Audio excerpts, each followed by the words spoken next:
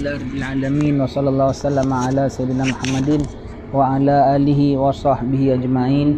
Assalamualaikum warahmatullahi wabarakatuh. Alhamdulillah, barang terlebih awal kita ucapkan selamat hari raya Aidilfitri minal aidin wal faizin wal maqbulin untuk tuan rumah, tuan Haji Abdullah sekeluarga ya.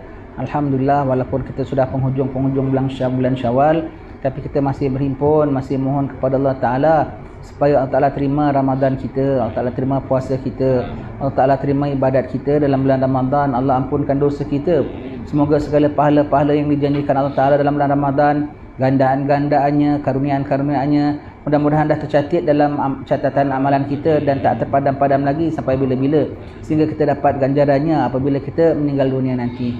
Alhamdulillah tuan-tuan sekalian, saya nak sentuh sikit perkara belakangan hari ni. Kita dengar ramai orang agak cemas ya tentang perkara-perkara kurang makan, kurang apa, nanti hal ehwal mata wang. Al-maklum kita hidup dalam dunia memerlukan bekalan itu semua.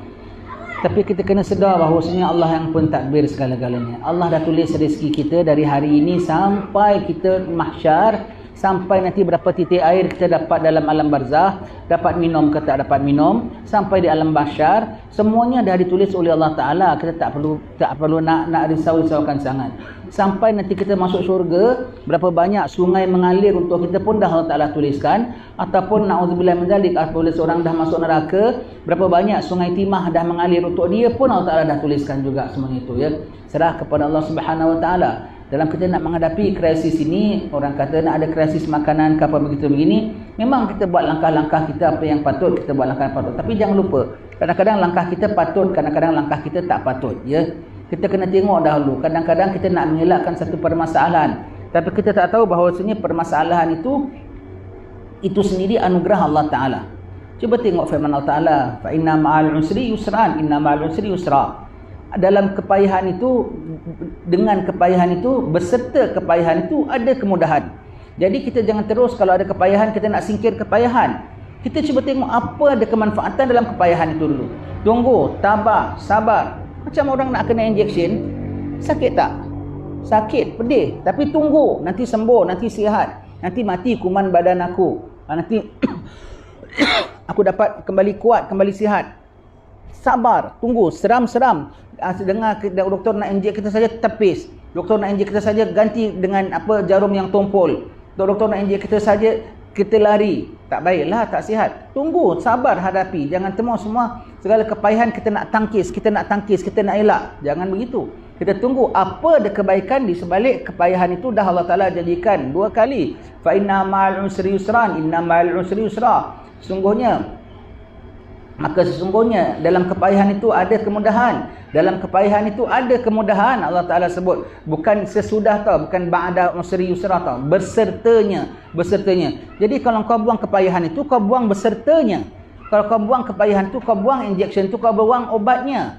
Kau buang obatnya. Kau buang api yang panas, kau buang nasinya, itu bermaknanya. Kau buang masak nasinya begitu ya. Jadi kau kena kalau nakkan dia punya yusran, kena sanggup tanggung usrannya. Dan tapi kita manusia biasalah, nak tanggung usrannya itu memang agak payah.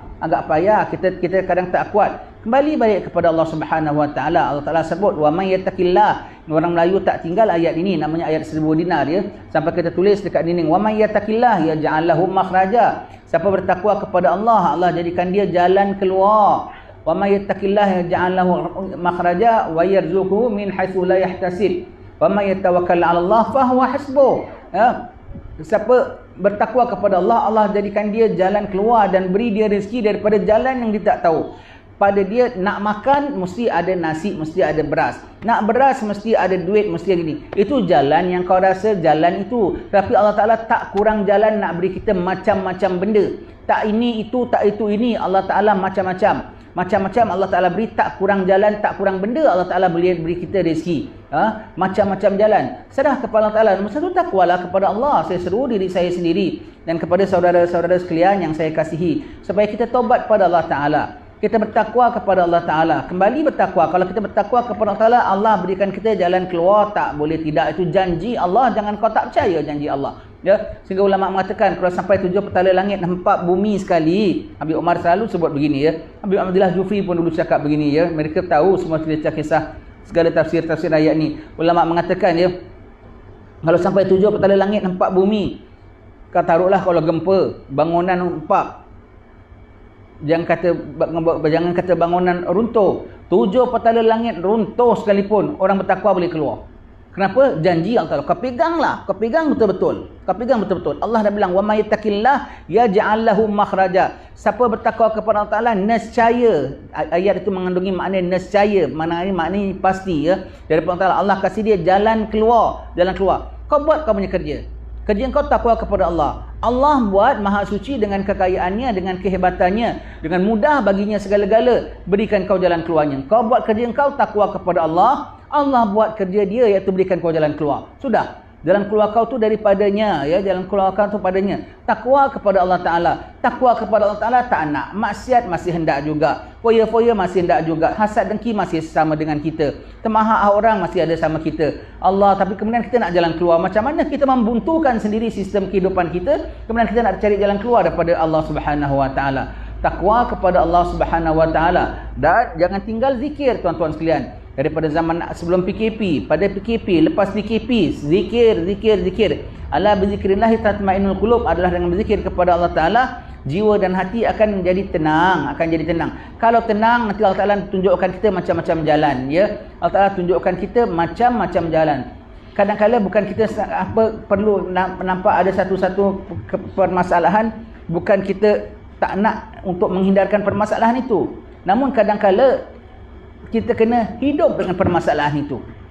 Umpamanya lah, orang kalau sakit kaki dah kencing manis, dah kena potong, nak bikin apa? Dia boleh nak tumbuhkan kaki baru? Lah, dia kena cuba hidup macam mana dengan tak ada keadaan, tak ada kaki. Mengisut ke, naik wheelchair ke, pakai topang ke, pakai macam mana ke, pakai kaki palsu ke. Tapi life mesti kena carry on dengan cara yang lain, ganti yang lain. Begitu juga ya. Jadi jangan kita nak dapat apa masalah macam is end of the world. It's end of the world, macam dah lepas tu dah kita rasa wah gitu payah dan susah. Jangan. Kalau tak ada makanan, kadang-kadang solusinya bukan cari makanan tau. Tak ada makanan, solusinya ialah apa? Cuba hidup dengan tanpa makanan. Kalau tak ada makanan, to the maximum of kita try itu macam. Try dulu. Allah Ta'ala punya apa segala, Allah Ta'ala mentakdir, junjung dulu. Tak ada makanan, cuba sanggup ya Allah, walau kau kasih aku hidup tanpa makanan ya Allah.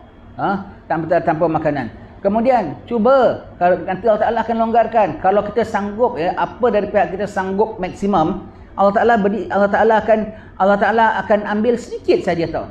Kesanggupan dari pihak kita, ya Allah, kalau takdirlah, jangan akan kata kurang makan. Takdirlah kalau dari pihakmu, ya Allah, mentakdirkan bahawasanya tak ada makan langsung pun aku junjung takdirmu, ya Allah. Kita sanggup zero makan, Allah Ta'ala kasih 100 makan nanti. Ya, kita sanggup berikan segala-galanya, Allah Ta'ala sanggup berikan kita segala-galanya tanpa ambil pun daripada kita sedikit pun. Ya? Kalau sanggup beri segala-galanya, sanggup zero makan, sanggup sedikit makan, Allah akan beri, jangan bimbang. Malu tau tuan-tuan sekalian, malu. Kita dalam sekarang kita ni belum lagi nampak, belum lagi bahaya, belum lagi apa. Kadang-kadang setengah kita dah panik dan nak kumpul itu dan nak kumpul ini. Now, at this time, ketika ini, setengah daripada saudara-saudara kita sedang buat apa tau? Sedang give up everything yang dia ada in life untuk tuju Allah Ta'ala. Ada rumah sanggup tinggalkan, ada kereta sanggup jualkan, ada kehidupan sanggup tinggalkan. Kerana apa? Hanya bersiap sedia nak menuju Allah Subhanahu Wa Ta'ala. Ada orang yang dalam sekarang ini, dalam keadaan setengah-setengah orang belum apa-apa bahaya, dia dah panik. Dia nak kumpul segala-galanya, nak kumpul segala hartanya, nak secure segala wang ringgitnya, nak secure segala mata wangnya, nak secure segala foodnya, makanannya, semuanya, supply-nya semua nak secure, nak jagakan, nak selamatkan. Pada ketika ini juga ada orang sedang give up everything. Serah rumahnya lepas, keretanya lepas, apanya lepas, kerana aku nak nuju Allah. Malu tau kita kalau tengok kawan-kawan kita gitu. Kalau kita begitu ya, kita sedang lokek, sedang pegang, sedang genggam, yang ada orang sedang lepas. Kalau dia sanggup lepas, Allah Ta'ala sanggup curah. Begitu tuan-tuan sekalian ya. Begitu. Jangan kita hidup, jangan kita lupa kita ada Allah Subhanahu Wa Ta'ala mentadbirkan segala-galanya. Jangan kita lupa bahawa segala-galanya itu adalah di bawah kekuasaan Allah Subhanahu Wa Ta'ala. Serah buat apa yang kita rasa patut, tetapi jangan lupa Allah ada yang terlebih patut. Buat apa yang kita rasa patut, tapi jangan lupa bahawasanya Allah ada. Apa merhati akan hal ehwal hamba-hambanya. memelihara akan hamba-hambanya. Tidaklah Allah Ta'ala hidupkan kita kat dunia kecuali Allah Ta'ala dah supply segala-galanya untuk diri kita, ya. Sampai hari mati kita dah Allah Ta'ala tulis berapa rezeki, berapa gitu. Takkan kita mati kalau rezeki kita masih belum habis lagi. Takkan kita mati kalau rezeki kita, peruntukan kita belum habis. Takkan mati kita sampai dah habis rezeki kita barulah mati.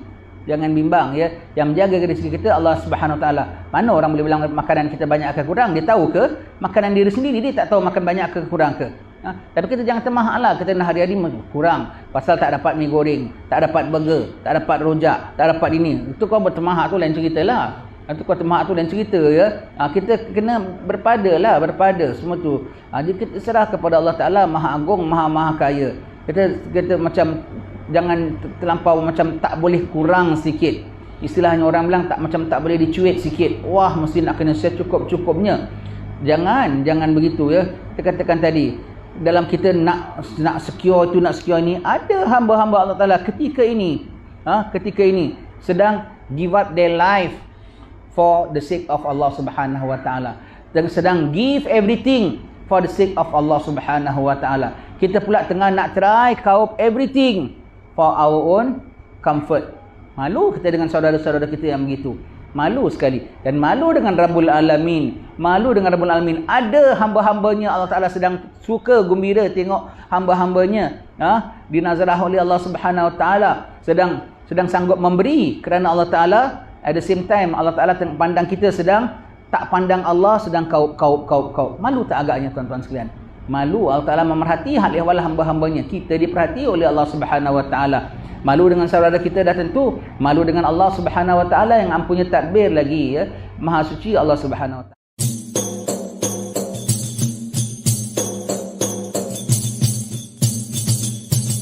Man ana